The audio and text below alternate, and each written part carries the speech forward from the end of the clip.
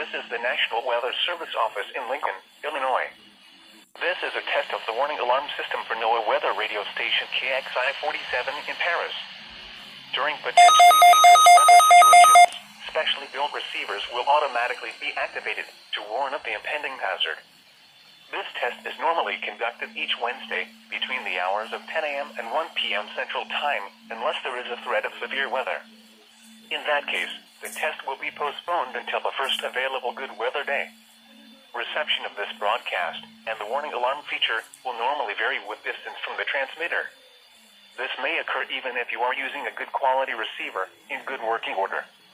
The warning alarm feature will be activated for the following counties: in East Central Illinois, Clark, Coles, Douglas, and Edgar. In West Central Indiana, Vigo. We now return to regular programming.